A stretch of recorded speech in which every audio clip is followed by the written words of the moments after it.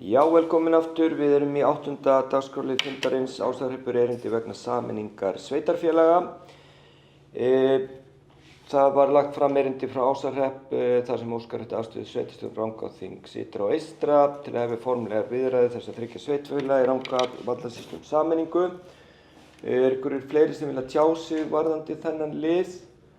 Ef svo ekki þá ætla ég að lesa eftirfarandi bókunu til samþykktar.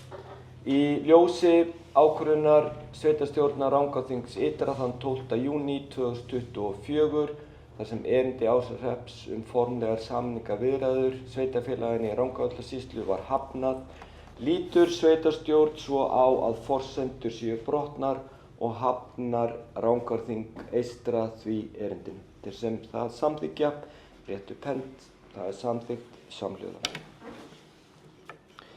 9. liður á dagskrá fundarins Sæmundarstofa óskum þátttöku í stofnun.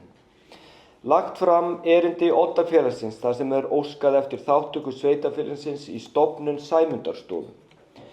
Einnig lögð fram drög að skipulagsskrá félagsins og drög að samning Oddafélagsins við mennta- og menningarmálaráðuneytið. Eru einhverju fundarmenn sem vilja tjá sig varðandi þennan lið? Ef ekki þá ætla ég að lesa eftirfarandi bókun upp til staðfestingar. Sveitarstjórn frestar afgreiðslu erindisins og óskar eftir fundi með Oddafélaginu þar sem verkefnið yrði kynnt nánar. Þeir sem það samþykkja réttu upp hönd, það er samþykkt samhljóða. 10. liður á dagskrá leikskólinn Aldan, skóladagatal 2024-2025.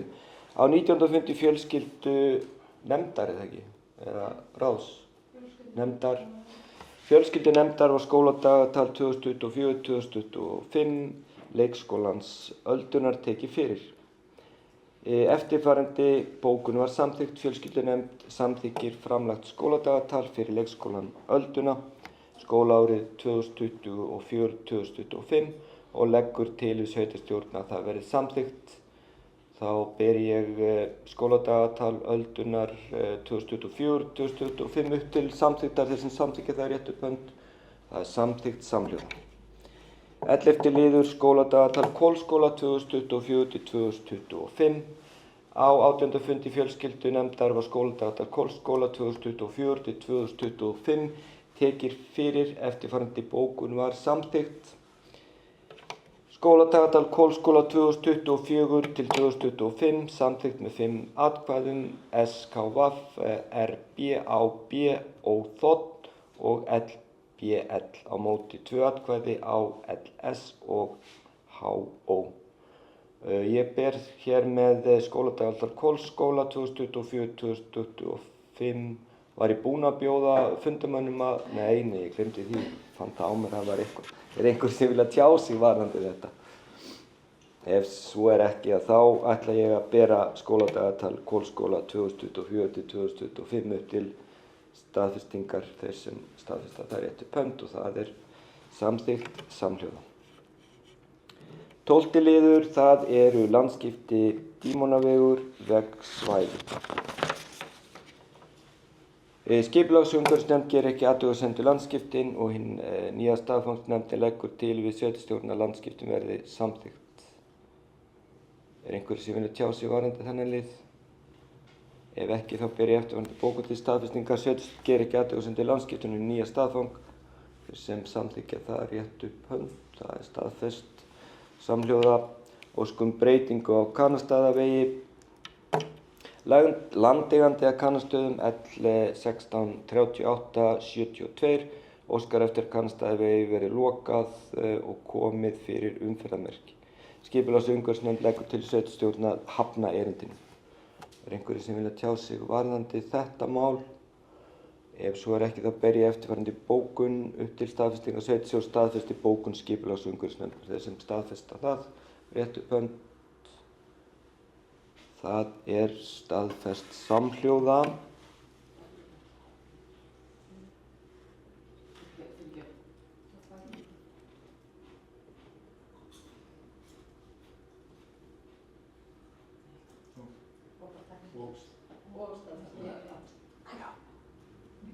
Sveitarstjórn hafnar erindi og staðfestir bókun skipulags- og umhverfisnefndar. Já, það er samþykkt samhljóða. Og 14. liður aðalskipulag breyttir skilmálar í aðalskipulagi Rangárþings eystra 2020-2032.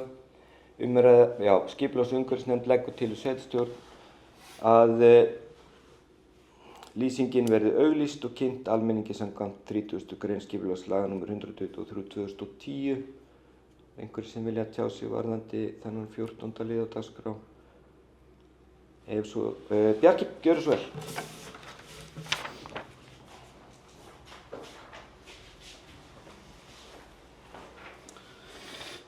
Takk Oddviti.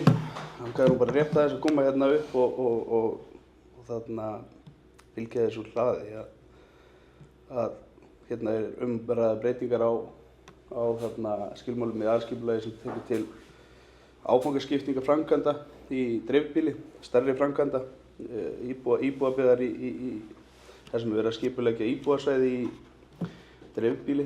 Það er gerð krafa að framkvæmdu verði áfangaskipt. Þannig að það sé ekki hægt að ráðast í þarna uppbyggingu á öllu skipulagssvæðinu í einu. Ég held að þetta sé jákvæðar breytingar og mun samþykkja þær. Þarna er líka verið að taka á skógræktar ákvæðum og verið að auka heimild til skógræktar án þess að fara í framkvæmdaleyfis. Þarna er tiltekin breyting úr 3 hekturum upp í 20 hektara og þarna það er svo sem eitthvað sem að mér finnst að við mætti ræða í sveitarstjórn áður en að það verður samþykkt. Þetta eru verulega breytingar.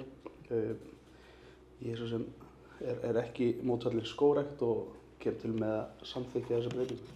En mér finnst rétt að árétta þessa verulegu breytingu. Takk.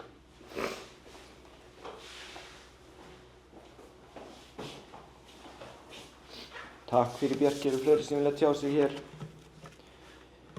Ef ekki, þá ber ég eftirfarandi bókun til staðfestingar. Sveitarstjórn staðfestir bókun skipulags- og umhverfisnefndar og samþykkir framkomna lýsingu. Óskað eftir umsögn skipulags-